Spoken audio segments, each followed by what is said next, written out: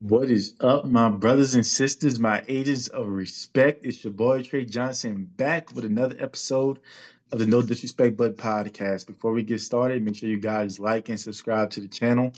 Always feel free to comment. Just please make sure you keep those comments respectful. And if you're interested in supporting your favorite podcast, yours truly, the boys Cashapp will be in the episode description. So watch out for that. All right. But it's a great day.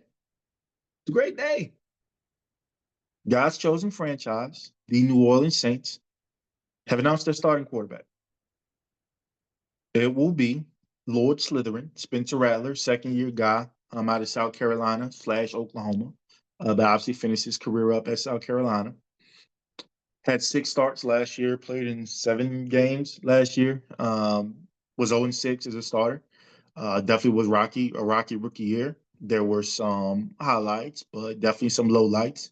We'll understand the um, factors around his rookie year, but they are what they are. New year, new regime. Starting out the year is the guy. Um, Going to have the aces on our offense: Alvin Kamara, Eric McCoy, Chris Olave, Rashid Shaheed to start the year, right? So a lot of those excuses or rationales for people that don't like the word excuses that got thrown out in his favor after his 6 starts last year, those things go out the window. So true evaluation process. You got the guys, you're rolling with the ones. Want to see how you do. And look, I'm excited, right? It's a great day. The Derek Carr era is over. I've been excited since Derek Carr announced his retirement, to be quite honest with you. And so, this is good. Um, I would be just as excited if Tyler Shuck was named the starting quarterback. He lost out in this competition, but I believe he's very much so still in the mix. I mean, it's a long year, 17-game season, a lot can happen. And we'll dive into that a little bit. But there's been a lot of rumors, a lot of narratives around this, and you guys know how I am when it comes to the Saints. And when narratives start to get spewed and people broadcast opinion, and I myself included in this, right? Can be guilty of this. We broadcast opinion as fact, as this is going to happen, and it's going to happen because it's going to happen, not because it's my opinion, but because it's going to happen. Like, of course, like if you don't believe that, like you're crazy not to believe that. And again, I can be guilty of that sometimes as well. But the NFL in particular will always remind us that this is a business first and foremost. And the things that we talk about and perceive in the Twitter sphere, whether we are affiliated with organizations or not, the NFL will show us that we only know about 10% of really what goes on, right? It's kind of like you use only 10% of your brain power and 90% is just being untapped right now.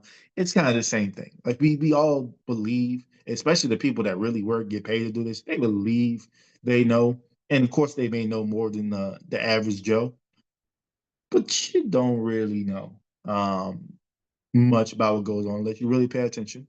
And luckily for me, and I think luckily for members of Who Dat Nation, we are fans of the most predictable organization in professional sports, in my opinion. But I believe with that predictability, I think sometimes, again, we can have our own narratives around what we think will happen, and we believe it to be true, although it just happens to be our opinion. We don't necessarily look at what the Saints have done historically. We don't necessarily look at what has gone around the league historically. We don't look at metrics and things that could help us come to a much better conclusion.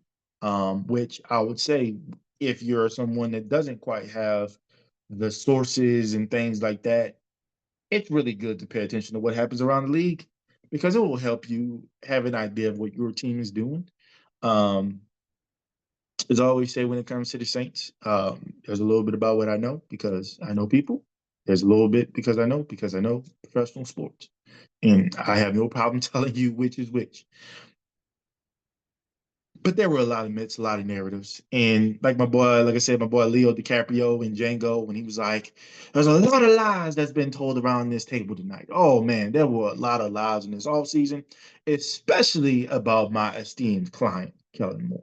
And by the way, does not mean I am his agent. He has an agent that negotiates the contracts, things like that. When I say I am his or he is my client, I am referring to the fact that as a member of Who Dat Nation, I am the liaison between Who Dat Nation and my client, Kellen Moore. So there's going to be some things that I will let your grievances be known to my client. But I said it on Twitter. Follow me at Future NBA Gov and also follow the podcast on Twitter at But Disrespect. This year, oh, it ain't my client's fault.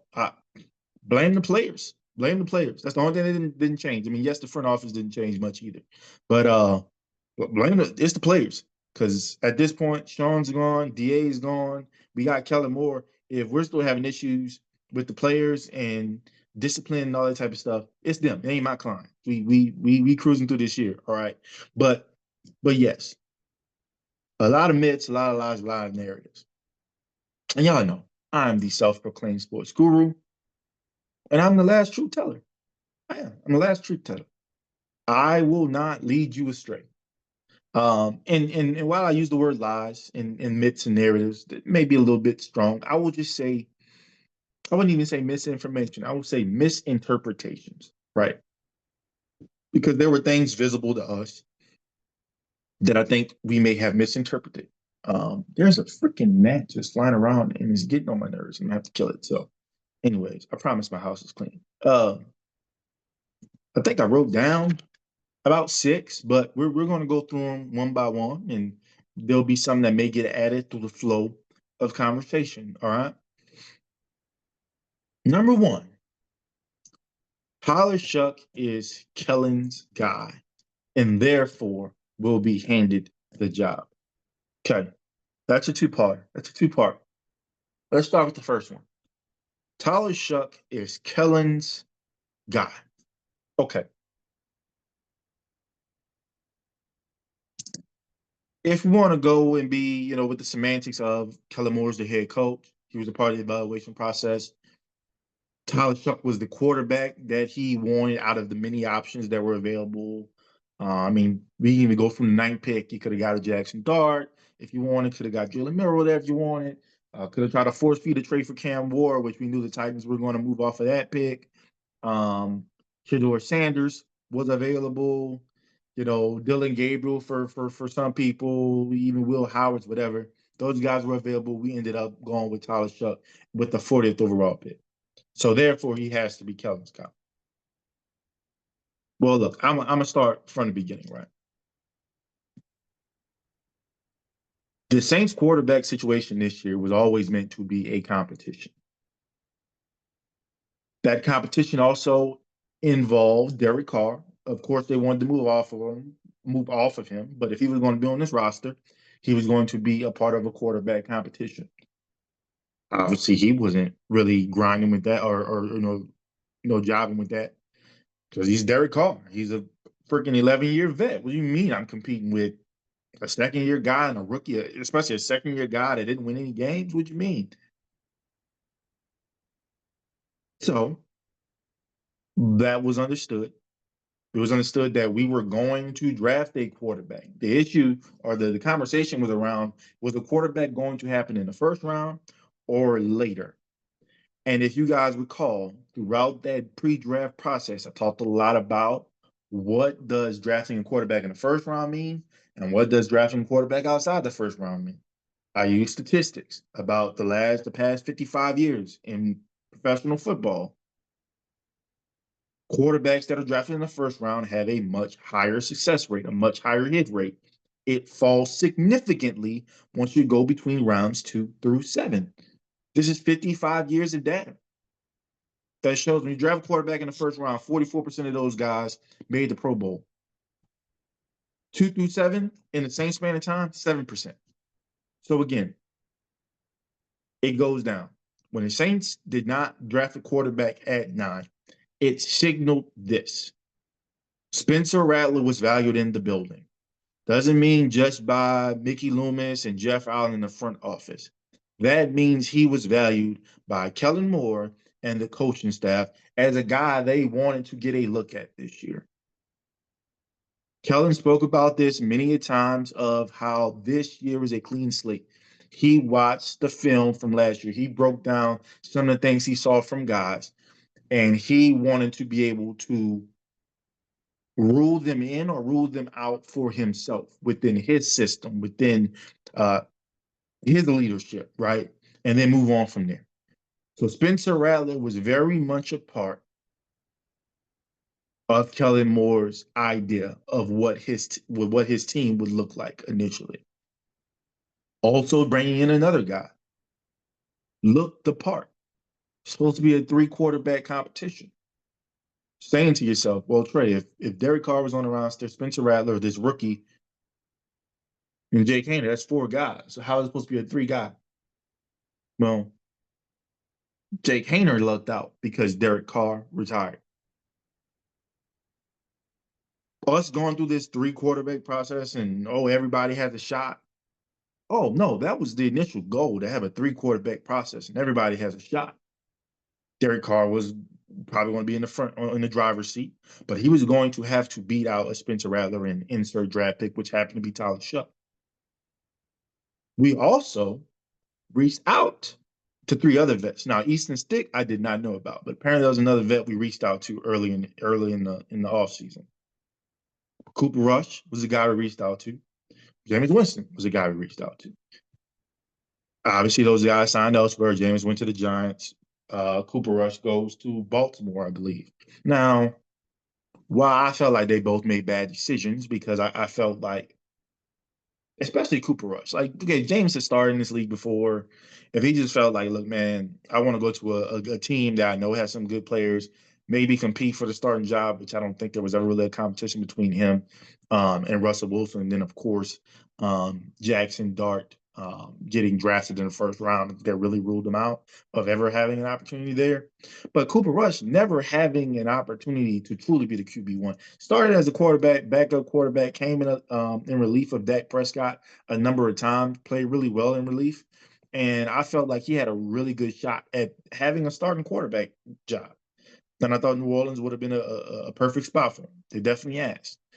Could have been money. I think a lot of it was still some uncertainty with what Derek was doing. I mean, he hadn't necessarily decided that he was going to retire yet. So, like, about John, and then he doesn't retire, then where am I? Am I now going from, and like, I know I'm not going to be the backup. Like, I know I'm not going to be able to compete for the backup because now you already have a veteran on the roster and you're going to give the spot or at least try to aim it to where one of these two young guys is in it. And I'm shit out of luck. So I lose out on an opportunity to be right behind the starting quarterback being a Baltimore Raven or being a New York Giant. So I understand that from their perspective, given the situation. I think had we figured out this Derek Carr thing and not prolonged it as much as we did throughout the offseason and free agency and things like that, I think he would have had a better shot. At least had like a Cooper Rush. I think Jameis, yeah, I think I think he loves New Orleans. I think he loves his teammates, but I don't think coming back to New Orleans was something that he really wanted to do from a relationship with the organization itself. Um, and again, I think he knew he would have been a placeholder in that position. Whereas I think Cooper Rush knew he'd be a placeholder, but I think someone like him, he would have been okay with that. I just think there was a lot of uncertainty about, okay, who's going to be the veteran guy on this roster, and that kind of is what took him out. But I said to say, it was always going to be a three-person race. Jake just happened to get lucky because Derek retired, and technically these other three options, because Easton Stick went to the Falcons, they said no, pretty much. For one reason or another, they said no. So he just happened to be in there. And we saw through the practices and the games that this was not, in fact, a three-person race. It very quickly became a two-person race between Spencer Rattler and Tyler Shuck. And let's talk about Tyler Shuck. Why I draft Tyler Shuck? See, I was upset myself because I watched Tyler Shuck in his college, and I was like, "There's no way that you're telling me he has more upside than a Jalen Milroe who's 23 and is athletic as hell and has a big arm and can grow as a passer. There's no way you're telling me that he has the processing ability of a Shador Sanders. You know, these were things that I just didn't understand at the time of the pick. But then you got to sit back, right? Reevaluate, understand that sometimes a fan has to stay in a fan's place and you don't know all the particulars, right? You learn the particulars. Okay, what's something that Shuck has that a lot of these guys don't, and that what fits Kellen Moore's system? Well, if we look at Kellen Moore's system, like guys with some level of size, guys with a live arm, guys with some level of athleticism that can be utilized in the run game if need be. I think we really looked at the prototypes he liked the best and had the most success with. And by most success, I mean from a statistical standpoint, because obviously he had the most success with Jalen Hurts because they ended up in the Super Bowl. But they can look at a Dak Prescott. They had some really good success together. Kind of a big body guy, really good arm. Can also early on before the injuries could really hurt you with his legs. You weren't about to run him 15, 20 times a game. Wasn't Lamar Jackson type, but a guy that could make plays with his feet. Um, Justin Herbert, another guy, sneaky athletic guy, not necessarily running a read option with them, but he can make some plays with his legs, really live arm, big body guy. I think Justin Herbert's about 6'4", 6'5". So when you look at Shuck, those were some things he had. Spencer Rattler has the live arm, the level of athleticism, probably not as much as Tyler Shuck does, but Tyler Shuck brought that dynamic. Jalen Miller, while he brought the athletic dynamic, I think he still needed some development as a passer. I think Shador Sanders, while he brought the processing and just the certain aspects in the leadership of being a quarterback, you guys see our offensive line, right? You see that a guy needs to be able to get the hell out of there, get the ball out. Those were things in Shador's skill set that wouldn't fit our system. We saw it we saw it in college for those that watch. It wasn't hate watching, just actually watching them. Tendency to hold the ball too long, tendency to drift backwards, which makes it hard on your offensive tackles. Meanwhile, we have two young offensive tackles. Um, it isn't necessarily a big guy, about 6'1", 6'2" on a good day, but not uber athletic. I mean, he can run, but that ain't his deal, right? And so when you sat back, it's like, okay, Tyler Chuck fits that mold a little bit. Of what our head coach slash head play caller likes to see. And you can get with that eventually. But again, the Shuck is Kellen's guy. He was going to be handed the job. There was never going to be a competition. Very much so a myth because this regime had Spencer Rattler in mind within the mix. And they displayed it as such when they did not draft a quarterback at number 9. So when people say who Kellen Moore's guy is, it is left tackle Kelvin Banks. Your first round pick, your first pick as a head coach displays what your foundation will be. How are you going to build the team? What should we be looking forward to? And Kellen made it very clear we're going to build it on the line first, and we're going to build out from there. And they did that with Calvin Banks. Now I think we got 2 bookend tackles. I wasn't the biggest fan of the Calvin Banks pick just because it was another offensive lineman. I think I got some fatigue with that. But hey, it's turned out so far to be a really good freaking pick. He was the highest rated offensive lineman, not rookie, offensive lineman this preseason. So really positive to see that. Second myth or misinterpretation. Tyler Shuck's draft value because he was the 40th overall pick, top 50 pick. He needs to start. He has to start. He's 26 years old. He's going to be 26 years old at the start of the season or during the season. He needs to start. You can't sit this guy. I mean, first of all, let's just point out that plenty of quarterbacks, especially first round picks, haven't played outright. Like it's happened. Like you don't have to start a guy, So let's throw that out the way. Just because the guy is a top 50 pick, you don't have to play him right away. Guess what? Jackson Dart, as amazing of a preseason that he had, guess what? He's going to be sitting behind Russell Wilson. It's okay, right? You don't have to start the guy right away. That's a rookie. But I want to point something out. Quarterback value is not the same as other positions. So if you draft a receiver, second round, you probably want them to play and get some decent snaps. You draft an offensive lineman, you'll probably want them to play and get some decent snaps. Edge rusher, Isaiah Foskey, you'll want them to get snaps. Corners, you want them to kind of get in the mix at some point. You saw Alontae Taylor get in the mix. You saw Kool-Aid McKinstry get in the mix. You saw Pete Werner as a linebacker get in the mix. You kind of see where I'm going. Was Kendra a second round pick or a third round pick? But anyways, second, third round pick, you wanted to see him get in the mix. That makes perfect sense. Quarterback is a little bit different. Quarterback is the position where you can afford to just keep attacking until you get it freaking right.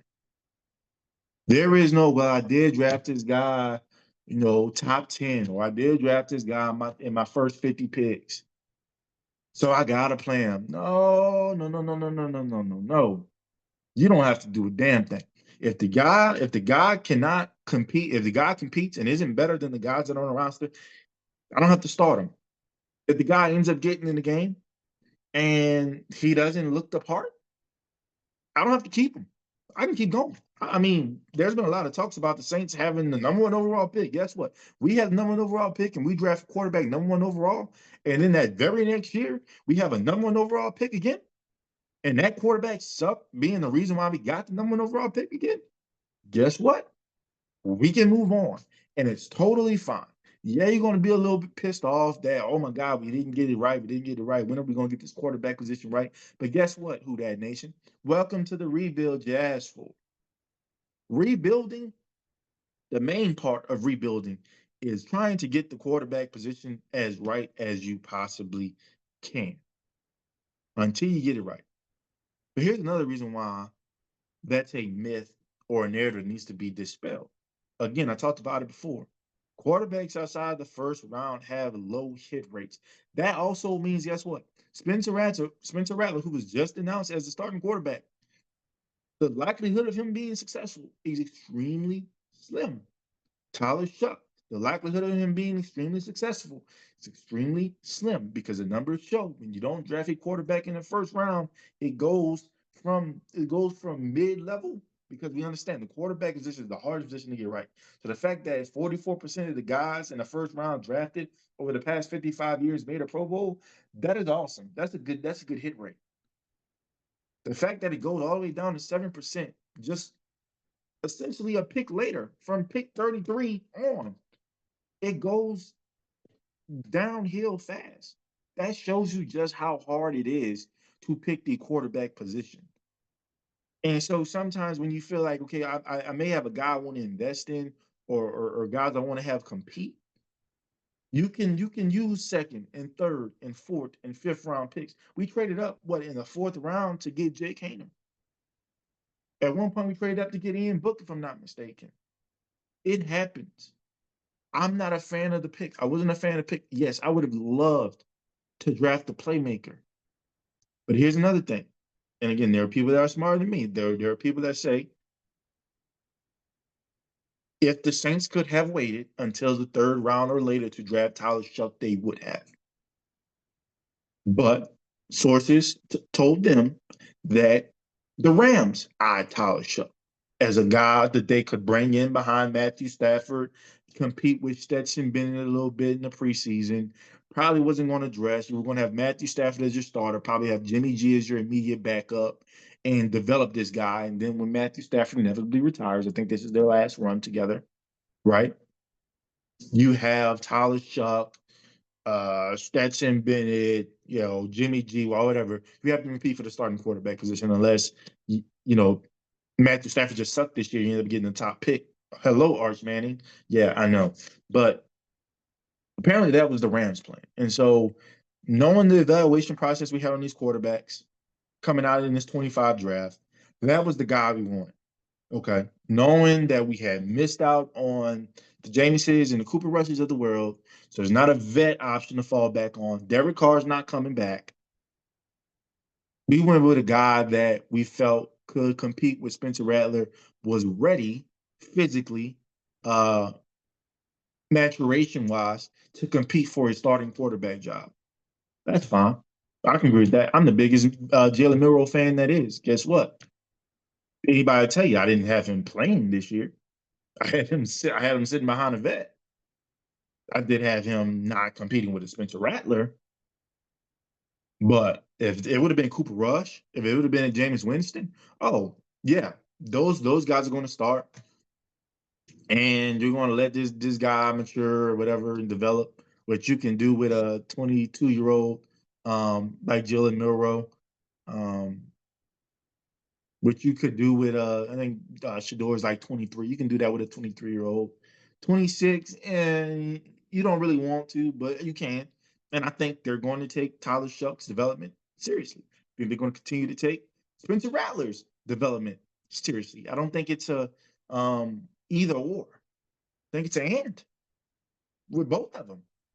They want Spencer Rattler to be successful. This regime does, because if he's successful, that means the team's successful. If they want Tyler Shuck to be successful, because if he's successful, the team's successful.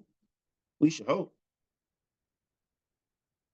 But look, again, to this narrative, when a quarterback was not drafted at 9, when the Saints did not trade back up in the first round to get to a quarterback, it signaled the directive that Spencer Rattler was a part of what they were of their evaluation process, and that the quarterback that they intended on drafting, which ended up being Tyler Shuck, right, was also going to be a part of that evaluation process.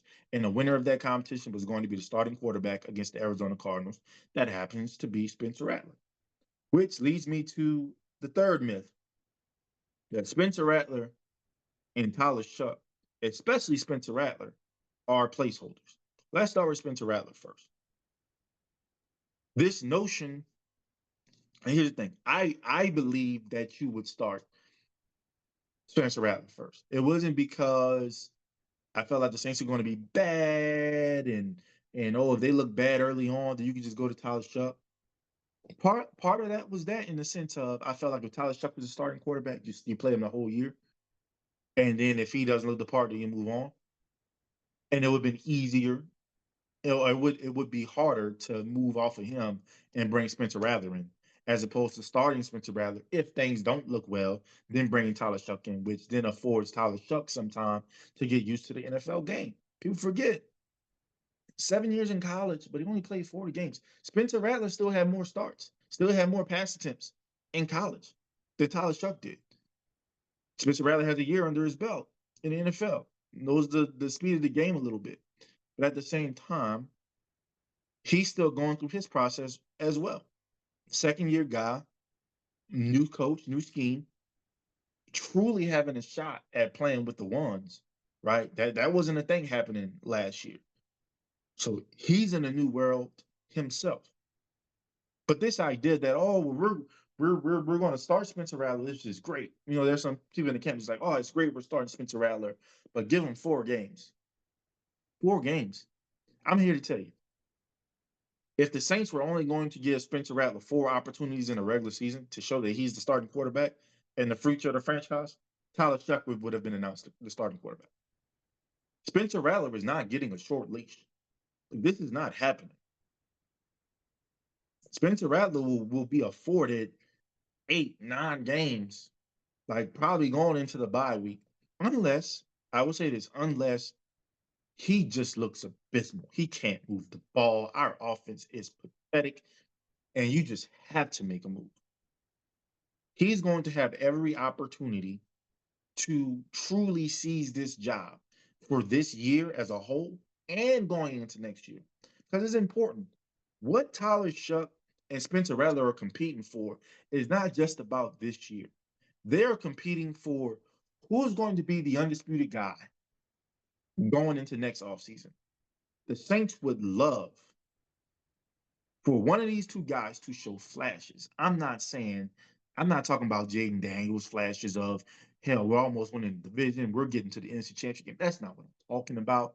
I'm talking about physical traits that say, man, if we can start building a little bit around this guy, we could have something, or this guy has a skill trait that at least allows us to take another step.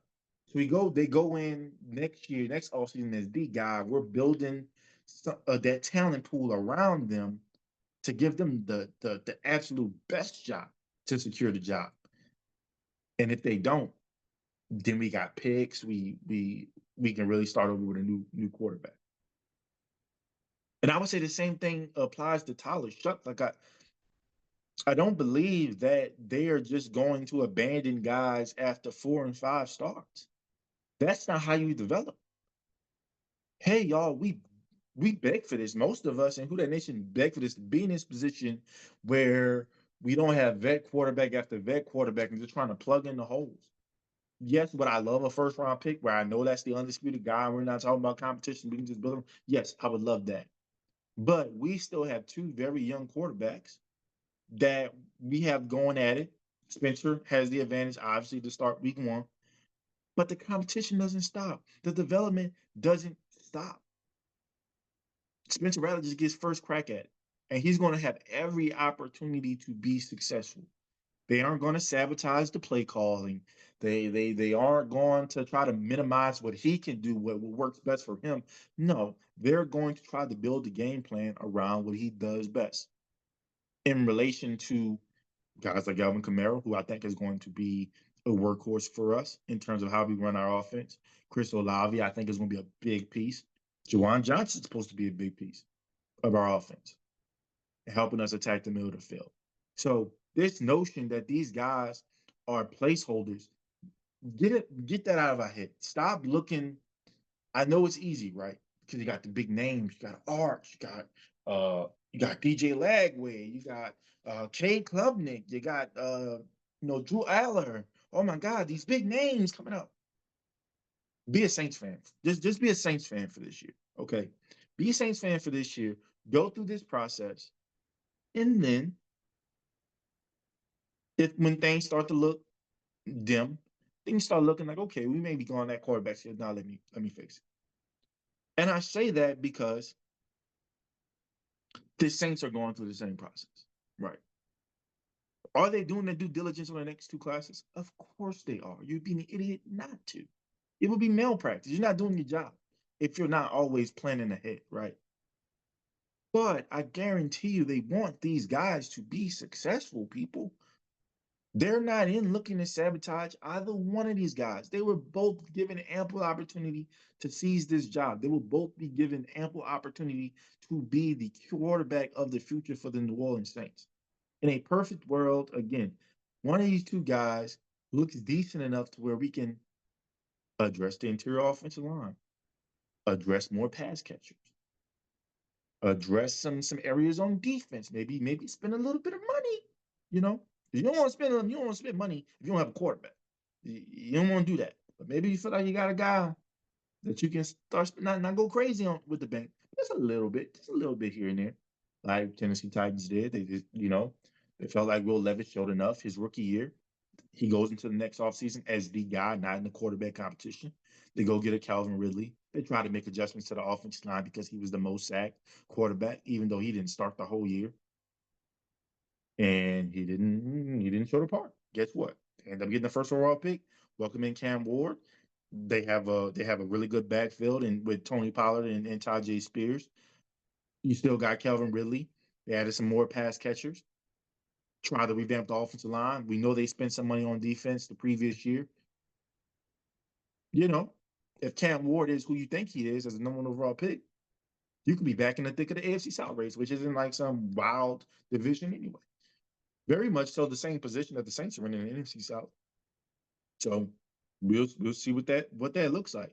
But I will tell you this. Yes, the Saints are doing the due diligence. But I think there are a couple of things, right? There's only about 3 known quarterback prospects in next year's class. I think Cade Klubnik, Drew Aller, Garrett Nussmeier. Those are the 3 I believe are coming out. Those are the 3 that you have had substantial film on. And even Nuss. Last year was his first year as a starter. We don't know if he's going to take a backseat from what he did last year, which I think he led the conference in passing yards. He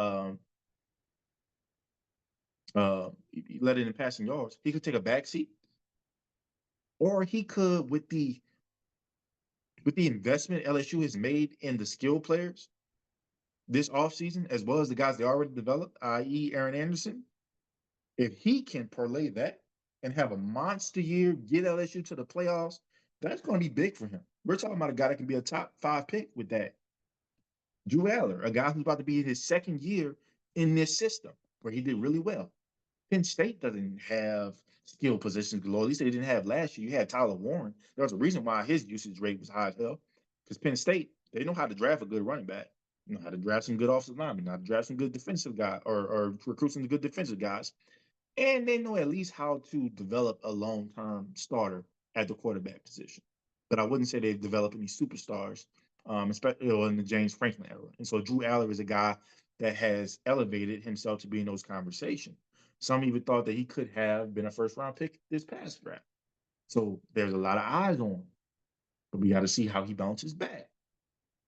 Cade Klubnik, a guy who has real good ability as a passer as well as a runner, veteran guy. Played a lot of games in college, started a lot of games in college for Dabo Swinney, has pretty much been in the same system. You want to see some things, it's been in Garrett Riley's system. You want to see him do some things this year. Can he take that leap, be one of those guys? John Mateer, a guy who was at Washington State, transferred to Oklahoma, so now a bigger audience. Can he have that Cam Ward type year, play himself as the number 1 overall pick? It's possible.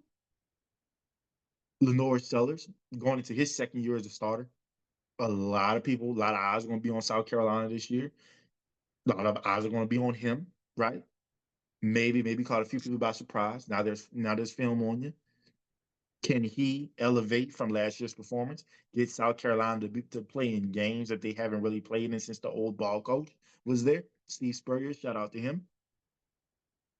Well, there's some guys in the 26 class, but I will say this: some of those guys might return. Like I think Cade, Drew Aller, Nuss, they're gone after this year. But John Mateer, Retzlaff, that was at BYU, transferred to Tulane, so we'll have a close eye on him. Arch Manning is still a guy, teeter-totter, could be 26 class, could be 27. I lean more to 27.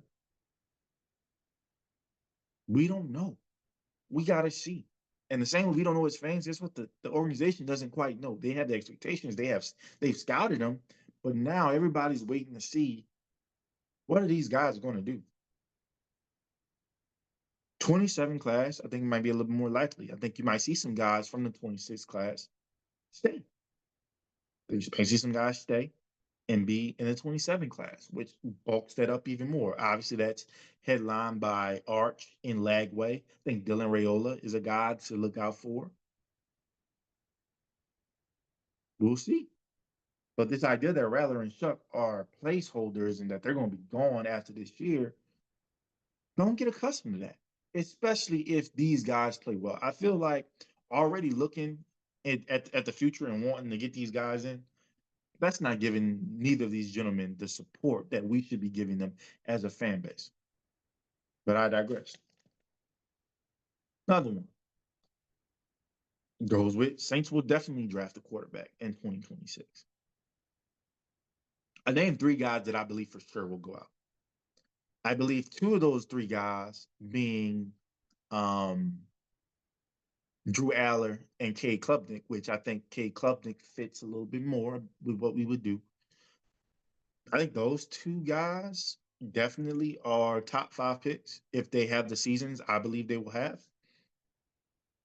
Top 5 pick, 3-win, 4-win team at best.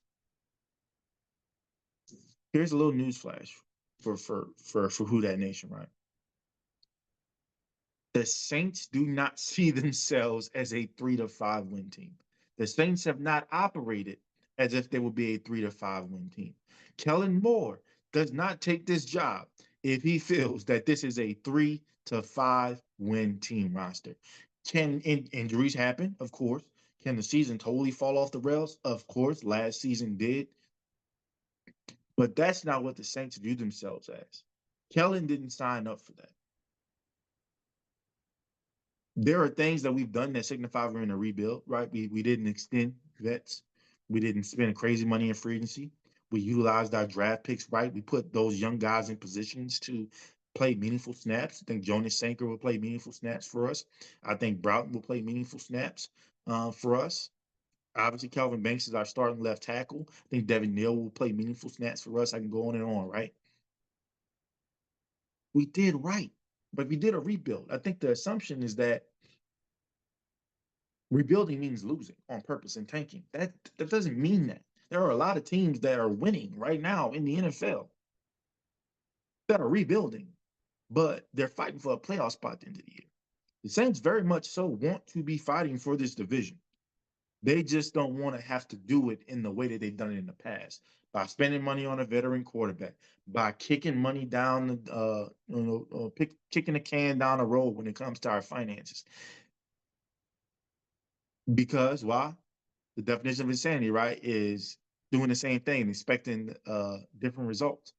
Well, they want the results of being able to compete for this division again, but they understood that they couldn't keep doing it that way. Because one, we weren't competing for the division anyway.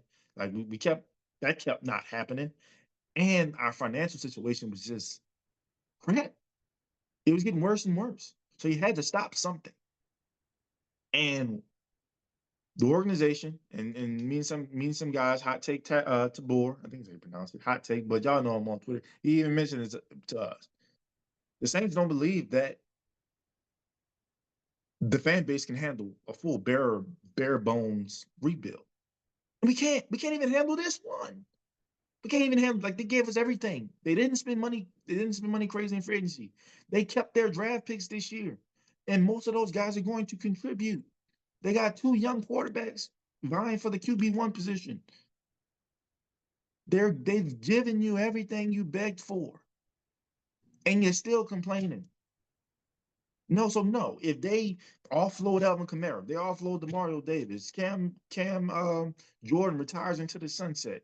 They got me and you out there offensive line because we ain't spending money. We full on tanking. Y'all not gonna survive that. Because here's the thing: the Saints have never full on blown tanked. I mean, even the pre-Sean Payton years, we were always in the thick of it. Like, it took a natural disaster in Hurricane Katrina, where our team had to play some of their games in LSU, some of their games in Cowboy Stadium, having the mental aspect of their homes are demolished. Too, people that they know and love are living out of suitcases. People that they came to befriend and know in the community they became a part of. For some of our veterans at the time, they they're losing it because they're seeing how much the city is hurting. Like, it took a year like that for the Saints to be in position. Like the Ricky Williams trade, we had to trade up to go get Ricky. We had to trade all that to go get Ricky. Like, we've never been just, even in like, since the bag years, like for a long time, especially I would say since the 80s, like the late 80s resurgence, we haven't been some god awful team. The Saints have always been in positions to compete for whatever division they were in. I remember, like, what, 3 straight years at 8-8. Even like 8-8, 8-8, 7-9, or something like that during the Aaron Brooks years, like 3 years in a row. Like, the Saints have never been just this just downtrodden. We're gonna just rip everything apart and we're gonna rebuild. That's never been, at least not in my lifetime. And I'm 30 years old. Like, they haven't been that. So no, y'all aren't ready. Y'all aren't ready. The people that are ready for that are my parents' age. Like, those, that age bracket, they can probably handle it. The rest of y'all need to stop lying. If you're 40 and under, you can't handle a full-on rebuild. You can't handle a tank. You've never seen it.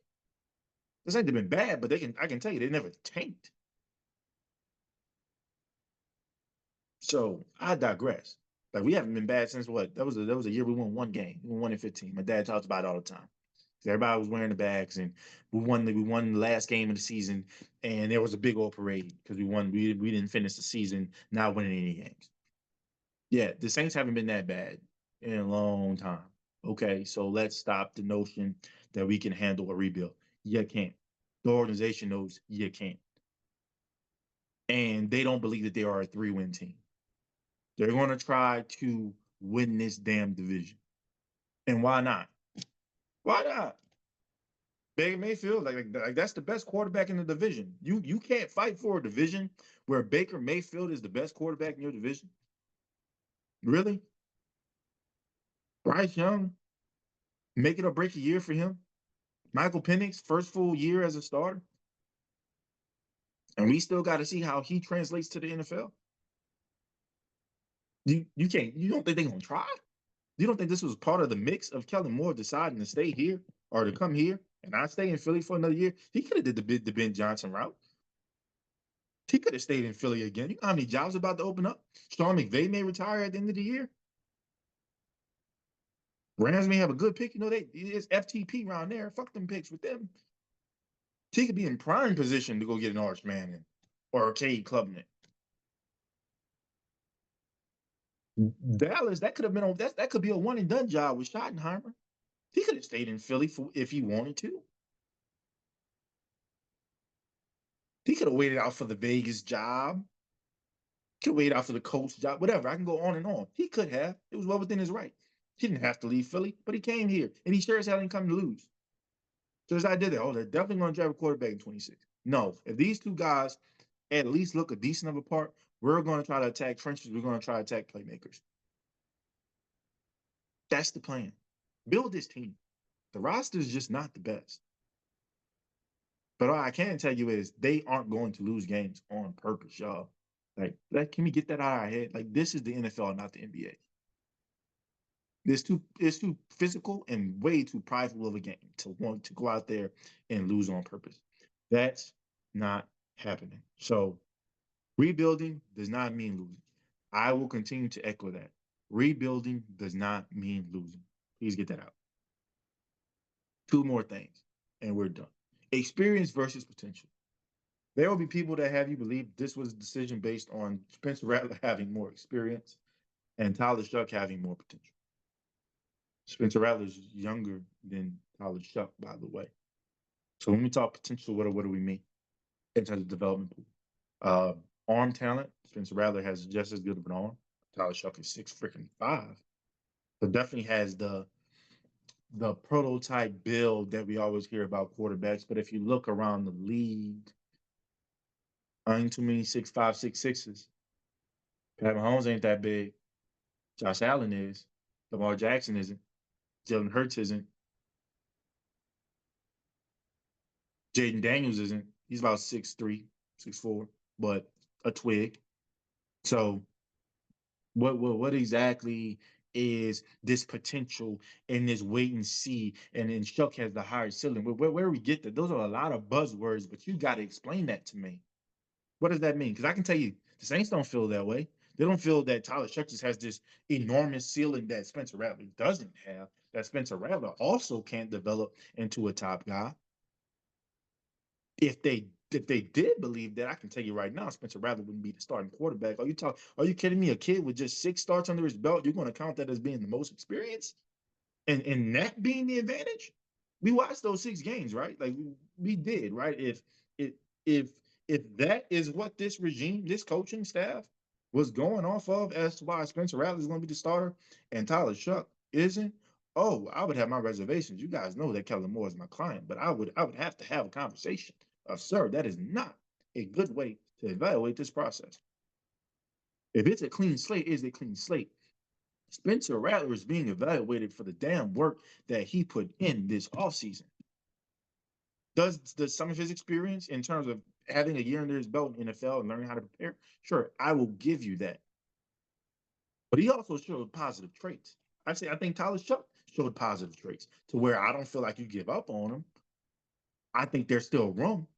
I think there's still a way he can make an impact even with Spencer Rattler being the starting quarterback. The guy's 6'5". We saw that like the 3rd and 1 with Spencer Rattler. I don't want Spencer Rattler doing QB sneaks. I might bring Tyler Shuck in there, especially with Taysom Hill being injured for the first 6-7 weeks. I mean, Tyler Shuck is 6'5". He falls. It's a first down. A little bit more athletic. We run some read option stuff. Still has a threat to throw because he has a beautiful deep ball. He's going to be in the mix still. But this idea that it almost feels to me, I'll put it this way, it almost feels like Spencer Rattler is being discounted. that his skill set didn't go into this process. His his mental capacity in terms of running the offense and being that point guard on the field that Coach Saban always talks about that a quarterback needs to be. That doesn't matter. Um, his teammates believe, because I can tell you right now, and I'll go into this in a second. This wasn't just a Kellen Moore and how he feels decision. Oh, players were consulted. Leaders on this team were consulted. So Spencer Rattler definitely has value within this building and with the guys that he's going to be going to war with every week. That's not to say that Tyler Shuck doesn't. I think he has his fans. I think there are some guys that would have been good either way. But to just discount, oh, well, it's just because Spencer Rattler has experience. That's why he's getting it. You guys do remember that when Derek Carr got hurt, was it the more experienced guy who had a year under his belt in Jake Hayner that got the start, or was it Spencer Rattler? Okay, so that means nothing, especially being so young in the career. Spencer Rattler was a third or fourth year guy with 15, 20 starts under his belt, probably close to a 500 record. Sure, sure. But Tyler Shuck, while not having the NFL experience, what is this potential thing? I think Tyler Shuck would grow, but I also think Spencer Rattler would grow. I think we need to stop acting like Spencer Rattler is just going to stop. Do I think there's going to be some massive upgrade to where he all of a sudden turns into Drew Brees? No, but I also don't think there's going to be a massive upgrade where Tyler Shuck turns into freaking Peyton Manning either. I think Spencer Rattler and obviously the organization and the coaching staff and the players feel like Spencer Rattler won the job outright through the offseason work, through the preseason games. That's where we're going. But can we please stop knocking this experience versus potential thing? Like, like what are we doing? Like what does that even what does that even mean? And I always pose the question, what does that mean when we say potential? I was trying to figure out what it meant when they said, well, I saw people saying, oh, well, Spencer Rattler hasn't grown since last year. What do we mean by that? I saw him getting the ball out faster. I saw him trying to throw the ball a little bit lower for receivers in tight situations so they weren't getting their freaking heads knocked off because clearly that was an issue for our team last year. I saw him evade pressure and not fall and just get scared. I saw him after a mistake bounce back and still have that confidence. Where last year I felt when he made mistakes, they compounded instead of it happened, throw it away. As rookies tend to do, right? So there was growth from a season ago.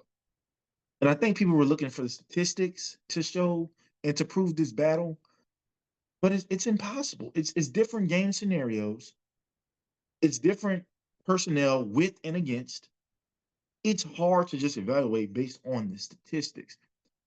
What the Saints were going to look at was how, like, who conducted the offense the best, who got us in scoring position the most, who played better with our starting guys, who played better against starting defenses, who had the better work ethic in camp, who came to the drawing board and to the QB room ready, who bounced back from mistakes, who where you made this mistake, did you continuously make it or did you bounce back and learn from that? Were you coachable? These were all factors and will continue to be factors in this process. But again, experience versus potential. Rattler ain't that damn more experienced than Tyler Shuck. And he sure as hell isn't void of the possibility of potential that Tyler Shuck will also have an opportunity to have in terms of growing as an NFL quarterback. So please, that's a myth that I'm honestly tired of hearing. Uh, it kind of ticks me off a little bit. So sorry. Last thing. Y'all know Kellen Moore is my client. And if this gentleman here would like my services as a liaison, I would politely decline, but I could give him some feedback. Mickey Loomis, I told y'all who I'm blaming this year. I'm blaming the players. But I feel like a large part of our fan base will continue to blame General Manager Mickey Loomis. And trust me, he's earned it, right? This isn't people picking on him. But we talk about lies, misinformation, misinterpretations.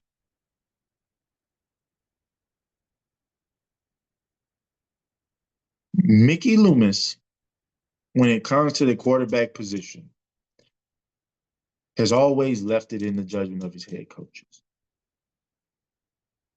I know last year, because he wasn't too fond of the Derek Carr experience, he was excited with the addition of Spencer Rattler. There was discussions that if the season didn't go as well as we had hoped, and there was an opportunity for Spencer Rattler to get him in, largely in part because we needed to assess him in relation to what the upcoming class was going to be. Dennis Allen's decision to not stick with Spencer Rattler and to go back to Derek Carr, and we still lost games, including a loss to the Carolina Panthers, was his nail in the coffin. He was given a life raft. Like we were gonna get out, of this Derek Carr situation. We were gonna start over. He didn't want to take it. He wanted his way. He went down with his way. The decision between these two quarterbacks, who was going to start, Tyler Shuck or Spencer Rattler, that was a Saints coaching staff and a Saints locker room decision.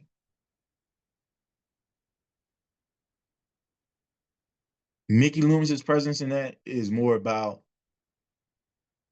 who can we put around? What do these guys do well? How can we, like, what do we need to be doing on the scouting side to give these guys the best chance? That's about it. So I will give him a little grace, right? Of there was no, I want you to start Tyler, or I want you to start Spencer. No, give you the freedom. You decide. This is your team, but your decision is your decision. And then you get evaluated from that. Now, I think a large part of that is this. Kellen Moore will not be evaluated in the way that he needs to be evaluated until we find the quarterback. I think right now we're going through with Spencer Rattler and Tyler Shuck, and we hope. And there's some belief that one of the two could really be good and allow us to build this team. But there may come a time where, because of what the odds show, these guys aren't that. They aren't what we want them to be. They will be what the numbers predict, the probability what they'll be.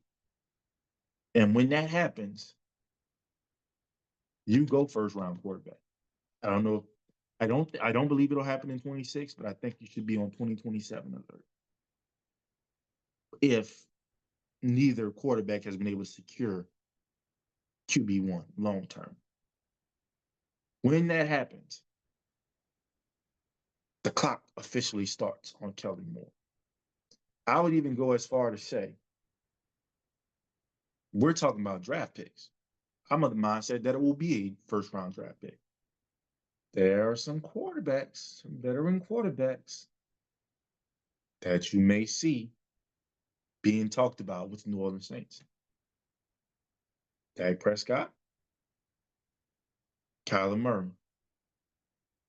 Last name, you guys will love this. Joe Burrow. Is there a world after this season, maybe even after next season, Joe Burrow is done with the Bengals crap? The Saints have been good with their draft capital. They will have the picks. If they can hit on this, if this draft class can be a hit, and next year's draft class can be really good, you may have some young players. They're going to have the money because at this point you've had two young quarterbacks you don't have to pay. Do you throw it all in? for a Joe Burrow, which understands you throw it all in for a Joe Burrow. That's a top 5 quarterback. The South ain't enough. Got to get to the NFC championship. Got to try to get the Super Bowls. We sure as hell better make it to the playoffs. Like that's bare minimum. Clock starts. So his evaluation process will start, and we are fully aware of that. We talked about this, my client and I. He knows, but it hasn't truly started yet. We are filling him out. He's filling the landscape out. But there will come a time where the quarterback decision truly is his guy. He's stamping on the table saying, damn it, Mickey, give me this quarterback. If you know anything about Mickey Loomis, he will do it. He will do it. If Sean Payton made it known that he really wanted Patrick Mahomes and he wanted to ensure he got Patrick Mahomes, Saints would have drafted or traded up. There's if he's here at 11, hell yeah, we'll take him. Well, you got jumped and you ran your big ass mouth. It happened. You wanted Lamar Jackson, he would have made it. He would have moved heaven and earth to make it happen. DA wanted Derek Carr. He made it happen. If Sean Payton, when Joe Burrow was coming out, if he had truly said, I want Joe Burrow, we would have made the Cincinnati Bengals an offer that they would have just had to refuse. Like, I don't think they would have refused. Because guess what? Drew Brees is a part of that trade package. If your fan base finds out as good as Joe Burrow was a finished college career and has been in the NFL, had that fan base found out that they passed on Drew Brees, it would have been upset at that time. So again, Mickey Loomis will move heaven and earth to appease his head coach and get them the players that they want, especially the quarterback position. So once that happens, your clock truly starts. We saw it happen with DA. I think DA would still be our head coach if he accepts the moving on from Derek Carr or doesn't even beat the drum for Derek Carr in the first place. I think he's still our head coach. And I think there will come a time where Kellen Moore will beat his drum for a quarterback. And when that happens, you're on the clock, sir. Now we have to evaluate you. Because at that point in time, we're hoping, right, that the team has gotten a little bit better in terms of the players around said quarterback. So now we really want to win. We want to win the division. I always say that with the rookie quarterback. With a star quarterback, with a veteran quarterback, speeds that timeline up a little bit more. So interested to see how this year plays out. Congratulations to Spencer Rattler. Tyler Shuck, keep your head up. I know you're disappointed as a competitor, and I know you said that, but you never stop competing, man. You sat behind Justin Herbert for 2 years. You had 3 season-ending injuries, right? Like, you know adversity. This ain't the end. This is the beginning.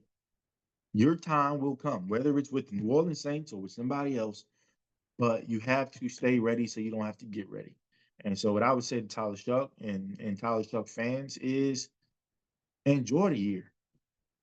Saints fans, who that nation, enjoy the year because it's going to be a rough one, in my opinion. I don't think it's going to be, 3-4 win bad rough, but I think there'll be moments where you want to cut the TV off. There'll be moments where you're excited. And guess what? That's what rebuilding teams look like. Highs and lows, ebb and flow, baby. But enjoy these guys. We don't need to, Spencer Rattler misses a couple throws, has a couple interceptions or something in the game. Knock on wood here.